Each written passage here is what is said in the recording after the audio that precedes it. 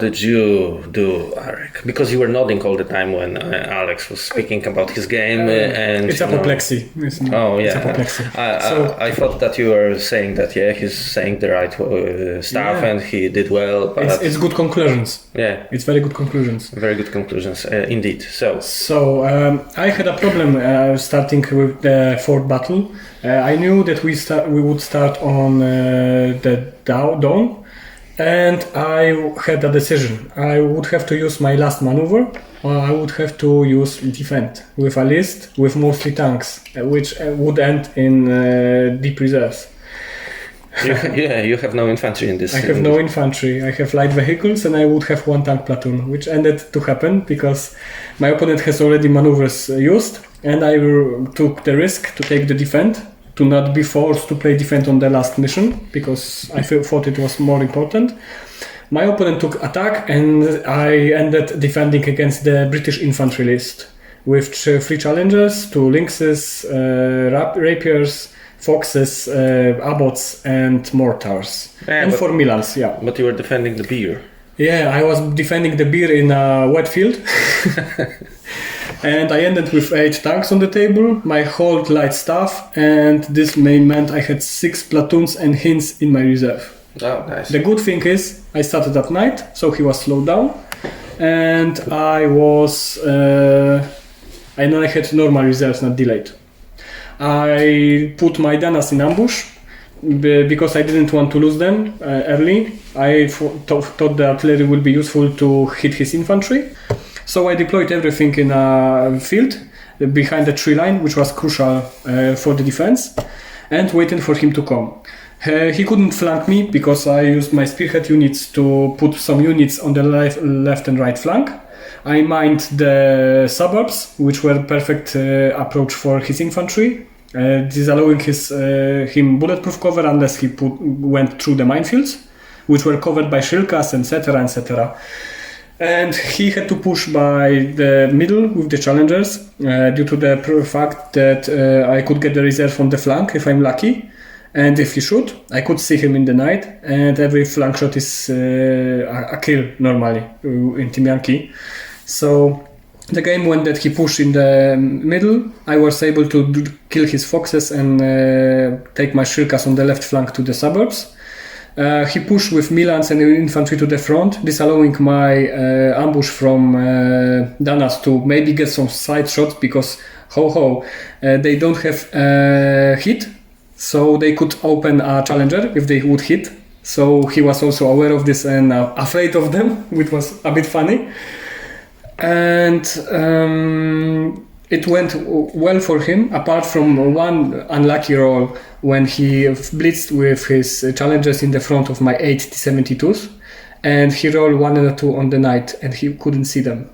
And it was one turn which was really crucial, because one turn later he killed 3 of my tanks and bailed all my shilkas and assaulted with his infantry. I had enough tanks and BMPs, everything, and shilkas to pin his infantry and repel the assault, killing 3 stands. Later I just mulched the infantry, which never unpinned. One already ran off. And I got my reserve in the first turn. It didn't do much because it was night, so I couldn't see anything. But it was a threat on the flank. So if he would shoot, then he would get a side shot. He tried again to push me out of the objective. But I was lucky on my third turn that I got 3 reserves, which included HQ, my tanks, and hints. I was able to destroy one of the challengers which shot turn before with a side shot from a T-72, and I destroyed one more from the hints, losing 2 from the rapiers. But it went all on my favor because they failed a reroll with the morale next turn, the last challenger, which was bailed. This meant that my opponent didn't have any chance to win, but he went for the points. I was lucky enough to pass my last stunt on one of the units twice with my HQ, which was always near, like a dog, like a guard dog. And it ended with a 7-2, which was really crucial from the end standings later. Nice, really nice. So the last game of the tournament, Alex. actually is the best game ever for me on the tournament because I was facing East Germans. It's really funny army, to be honest. Like, I never played them before, and they look really nice from perspective. And my opponent, he had a really nice roster for his formation because he wrote it in kind of like a report in German, so it was not like typical, printed PDF. Yeah, on a typing machine. Yeah, it's like it was like type on literally like a typewriter and everything. So it was really nice. But against this type of style, it was really hard to know what he has and the points and everything. But I had to take defend. He took attack. He had to attack. I had to defend because first that was the last stance I could use this tournament, and we ended up playing Valley of Death, which is like a new scenario from the latest PDF. And it's really nice because it's literally Valley of Death. So what happens is if you start on the your deployment is on both sides of the long table edge. It's really small because just 8 inches, but it spans across the half of the table, and the objectives are between your deployment zones. So attacker has literally he has to enter like a killing zone. So what happened is I decided to shift my tactics. I put literally almost everything into my reserves, but I put challengers on the table, 1 platoon of the infantry. What happened is I put challengers onto the table, 1 platoon of infantry and 1 platoon of Milans. So what happened is I put I decided to deploy only on the one side of the table. I was an HQ formation HQ on the table. So what happened is I was not able to cover both of my deployment zones because I literally lacked the bodies.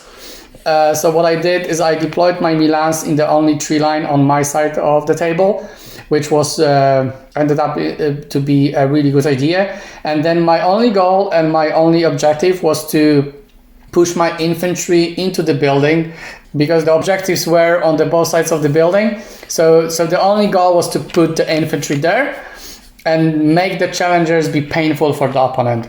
So what happened is he literally made like a one chance raid for the objectives, which didn't end up well for him because first he pushed Shilkas into my Milans, but I was able to shoot 2 of them down in the first volley of shooting. With my Milans, he pinned them with the rest of the platoon, which is 2. But I was able to rally them up because the HQ was in 6 inches. So with my throws, at least I threw 4 on the second try with reroll. So they killed another 2. So his attack on one of the flanks basically, broke down because he was scared of Milans. And even when his reserves came in on the second turn with 72 Bs, I think, he was still scared because, he don't have the armor or 4+, so hitting them in 3+, even in short terrain, meant that he has to roll 3 or more to save, which was dangerous. And the cool thing about British infantry is that they have Carl Gustavs, which is just bonkers, basically, because they have 17 anti-tank, but more importantly, firepower 3+, and you don't have minimum distance. So what happens, I went to the building and I shot everything from my infantry with NLAWs, just lost, there's not NLAWs, NLAWs are in Ukraine, sorry. So just NLAWs and Gustavs into his BTRs. What happened is I managed to kill 2 of them and then helped with challengers to kill 2 more. His infantry was pinned. So important thing about the infantry in transports is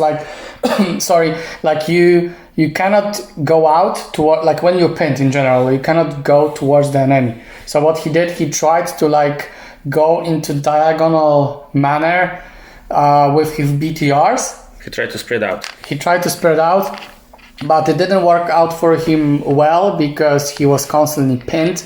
And then the game for like 3 turns was basically that he put his infantry sooner or later unpinned. He put them in front of the building. He put the BTRs in front of the building, and he just kept shooting at my infantry in the building.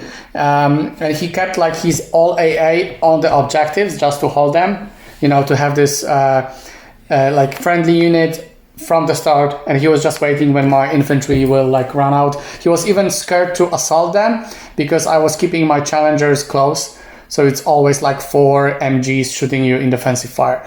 So to be honest, like my every turn just moving the challengers back and forth 10 inches was like, this guy from Hangover, when you see all this mathematical inclinations and equations and everything. I was like literally tired like mentally after this game, because the problem with when you are attacked with a massive amount of everything is like every mistake can lose you a game. There was one moment when with his Spandrels, was the like AT-21, he bailed one of my challengers, so I already had like higher heartbeat, because like if you bail him again, it's roll of 3+. So with my rolls, even with reroll from HQ, it was a dangerous game that I was playing.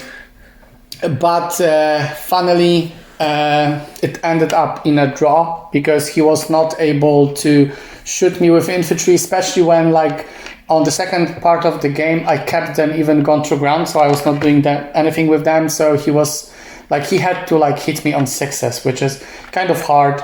And even if there was one throw that I saved 13 shots on the infantry. That's my best roll ever. Like nothing came through. But even if something came through, it's still like 5^6 or 5+. So it's kind of hard, like even from a mathematic perspective to score. And I still lost, like mortars. Who cares about mortars? It's just the unit to lose, like team to lose, or one Gustav, but they just kept firm there. And even a friend, Iraqi, who played Iraqi, he just, through Adrian, he just came to me over like in the game. He was like, "Are challengers okay? Yeah, okay, that's cool. Okay, good, let's go."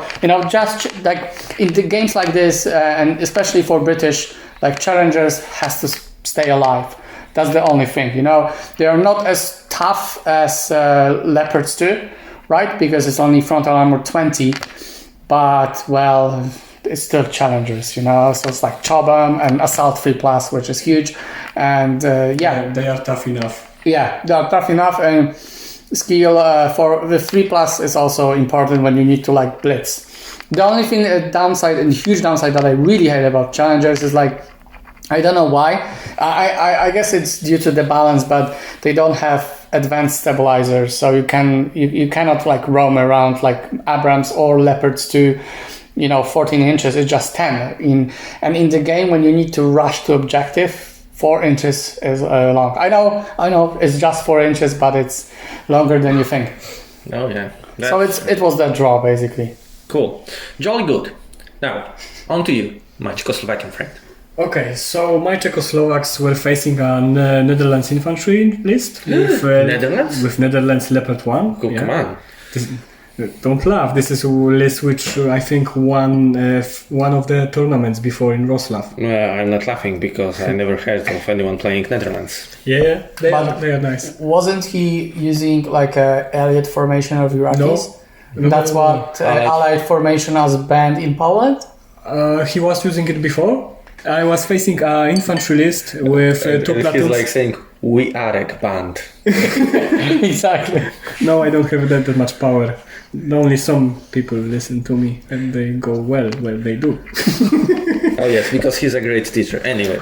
So, it was an infantry list with 180 platoon with Hammerhead, anti-tank 21, 2 PTRL platoons, which are just the Netherlands version of Gepard with different radar, 9 Leopards 1s, which were really scary for me, and 2 infantry platoons, a M109 platoon, some mortars, a spotter, and 2 recon platoons, small with the funny-looking vehicles. Netherlands vehicles look like the playing machine of metal slug put on trucks. So That's true. that's true. So, Hey, come on, I like them. yeah, and they have great stats. This is not a bad army to run. The problem which my opponent had, he already used his both maneuvers and defense, so he had to attack. So I knew which mission I will defend or maneuver in. So we ended also in Valley of Death. And his 5 leopards and all infantry and all stuff were put against my 14 T-72s and all light vehicles. So he was really screwed, and I had also a good terrain, so I put my tanks so he couldn't engage any of them apart from 3 which were always gone to the ground in a field.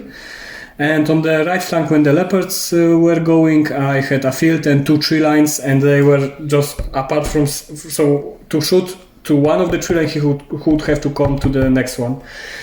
He went through a forest to avoid my fire. I avoided his line of sight, and we were maneuvering for the 2 turns. I was lucky that his leopards only came after at turn 3. I was able to, with losing I think 4 T-72s, win the shootout with his 5 leopards. Then I pinned his infantry, it didn't unpin, I killed the second leopards, and after this it was turn 5, and my opponent already knew that the game was over. Especially that my Danas, after losing 1 team in the first turn, still managed to kill his anti-tank rockets unit. It's Pratt, I think. It's Pratt, called Pratt. So I wouldn't have to worry about his Overwatch fire. I destroyed the leopards, and then it was GG. He still managed to kill my 3 platoons. 1 ran in the last turn from the table, which ended in a 6-3. And in the end, it drew with my points to the Israeli list, which I faced the first turn on the first spot. So I didn't win, we both won. Nah, that's unlucky. But anyways, congratulations to both of you guys. Sadly, I wasn't able to attend the tournament because I was on vacation hiking in the mountains. Yeah, so to speak. You Anyways. missed a lot, but especially the Saturday night, but we cannot say anything about it because it's air-rated. Oh yeah, that's true. And I don't know if our listeners want to know what happens during nights in Poland. Anyway, we had, moving on with another topic, we had a question from one of our listeners. I don't know if you know. If he's still alive. Yeah, if he's still alive. There are people who actually listen to us. So Glovoid asked this quite a long question, and I believe the main guy that's going to answer it is Arek, because he's our Warsaw Pact specialist. Because he has all the Warsaw Pact armies and he's building the Polish force now. And Are you building the Polish force now? Of course he is, but he doesn't know yet. No, not yet. He has. Oh yeah, he got the cards Yeah, in the he tournament, got the guys. cards, He will build Polish. Yeah, I even bought some Polish dice, to shove them in his face from time to time. Anyway, what would be your recommendation to build and expand the new Polish forces based on the new Warsaw Pact starter boxes? So the 2 T-72 and BMP battalions. Is it worth to build the T-72B when it comes to the point cost? How many T-72s should be put in a single platoon? Could you discuss the 2 sets? So, it's a rather long question, but maybe we should start from the end. So, 2 months ago, we had the release of the new Warsaw Pact book, and it includes, and with it came 2 starter sets. One was a T-72 tank battalion, and the second one is the BMP motor rifle battalion. So the contents of these 2 starter sets are as follows. So the tank battalion is 7 T-72B tanks, 5 T-55AM tanks, 2 BRDM-2s, SA-9 Gaskins or Spandler vehicles, because you can build either of them, 2 Hind helicopters, and 2 Su-70 fighter bombers. And the second starter set has the 9 BMP-1 or BMP-2 armored fighting vehicles, 9 assault rifle teams, 6 RPG-7 anti-tank teams, 5 T-50 5 AM tanks and 2 BRDM, 2 SA-9 Gaskin or Spanner vehicles, and 2 Su-25 Frogfoot aircraft. And basically our listener tends to build the Polish force, I believe. Is the both starters all in plastic? Yeah. Finally. They're both plastic, so we have plastic airplanes. Finally, and now Arek will explain why it's not a great idea to build the Polish force. It was not a great idea before because the Polish forces were always more expensive. They didn't bring anything substantial apart from what the Warsaw Pact forces. Even the Danas, which are great, are better at the Czech list because they are cheaper and get the same punch, and the support is cheaper. But if someone wants to build a Polish list, I think it's now the time which you could really try to build something competitive from them. And so, what are the strengths of the Poles? First, it's their infantry. It's almost as good as the Soviet ones. They lack the anti-tank weapons, but they sport the 3+ Anpin rally statistic, 3+ counter-attack. And they also have 5+ firepower on their AK-47s, which means that they can even try to go into urban fighting and try to shut out the opponents out of the buildings, because they are not great at assaulting, but they are great at holding terrain. The problem is that if you want to build a BMP-1 or BMP-2 list, it's better to go with 8 East Germans or go with Czechoslovaks or any Arab nation. So what are the strengths of Poles? Apart from their infantry, it's Danas, which are only in Czechoslovakia and Poland, and their T-72Bs, which are the best T-72Bs which you can take, and this is due to their 3+ counter-attack and their 3+ rally, unveil. Remount, yeah. Historically, we didn't have T-72Bs in our army. No one had. It's a science fiction now. Yeah. So in this, but BF took the road that to make Polish and Czechoslovak lists and also East German lists more appealing. They gave us some equipment which we could have got from the Soviets. If they would be generous, how they explained it. So we got the ARA T-72B version, which were normally used only by, I think, Poland, Soviet Russia. And they bring now something special to the Poles, as they get the best assault monster apart from the T-80 of the Soviets. Why it's better than the Soviets? Because it has a 3+ counter-attack, so they stay longer in the fights. With the HQ, it's 3+ with a reroll to counter. So they are great to push out infantry out of the objective. They sport ERA and 80 front armor, and they are not really slow.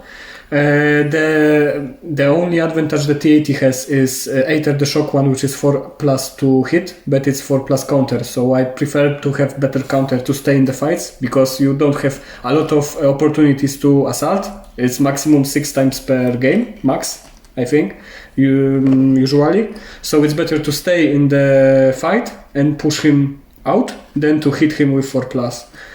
And also T-80 is better armored, so it goes where it wants. So if I would take Poles as an option, I would for sure build a T-72B list, unless you don't like to play with tanks. Then I would go with the wheeled infantry. The starter would help you with this, giving you infantry and the BRD arms, but you still would have to buy a lot of BTRs or the Scott armored fighting vehicles, transports.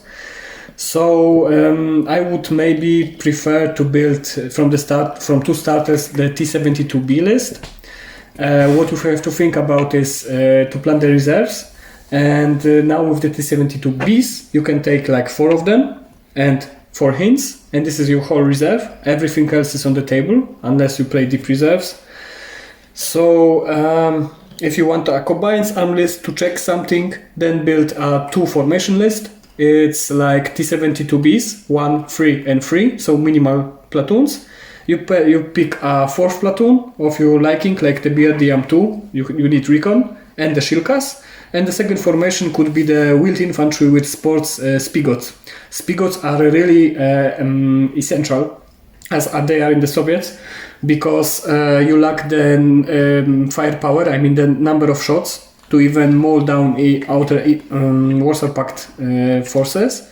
And you also need something against Leopards 1, because you are immune for Leopards 1 from the front, but they can swarm you on the sides without screen, and you don't have enough shots to kill them fast enough. And Spigots help with this, because you can put them in the back and shot from 40 inches with 80 tank 19, so it's enough to kill anything light. And you can put them, most importantly, in the building, so they avoid short concealment. And if need be and there's no targets, you can shoot to choppers, which also helps. So if you are planning to build a Polish force only from the starters, I would recommend the T-72 Beast starter, maybe even 2. And you can take a wheeled infantry, which would have to build from other sets. If you want to take the BMP-1 sets, you can build one battalion of T-72s with one tracked infantry platoon as in their formation. It can be either BMP-1s or BMP-2s. It will save you a lot of money because it's quite expensive. That's why running a full formation isn't that great. I have to mind you, we play in Poland mostly 75 points, so I have this in mind. On 100 points it can change. And so apart from these two things, what is also good about Poles is the Danas, which are great. Either 3 or 6, how much you need. They are awesome to get the infantry from the objectives. And also the Su-17s, which are Su-25s in the Polish army, because the export ones were Su-22s, are really interesting. And you can also build a list which can combine air superiority tactic, like hints take the AA or take the shots from the AA, and the Su-25s murder things because they are great against many targets with cheap point cost. So if you like to maybe hear something from me, you can find me on Facebook. I'm Lex Incerta, and we can discuss about the list if you need. Okay, so the next part of his question was how would you expand the two sets if you buy them? I believe he has both of them, so the BMP set and the tank set. So what would you buy next? For sure, Shilkas, you need AA, and Shilkas are great multi-purpose unit for a low cost. If you don't have any air targets, you can use them against infantry, not only to kill them, but also to pin them, and they also can do work on the lighter vehicles. I would also, for sure, you will need more BRDMs, because you need BRDM spandrels, you need BRDM for the recon, BRDM tools. So these boxes would be useful, and of course Danas. Danas, if you can fit them and a spotter, then I would take Danas. I really enjoyed them in my Czechoslovak list with ability to shoot smoke and to get infantry out of the buildings, which were really, really useful. For sure you would have to buy 2 hints more to get the full 4 strength flight. And this, I think, would be the recommendation on the start. Okay, great. Thank you, Arek. I hope we have helped you, Glovoid. If not, you can message Arek as he said, or you can again post a comment on this episode of the podcast. And I think that wraps it up for us today. So thank you guys for being here. See you next time, I believe, hopefully. Yeah, bye. Bye bye.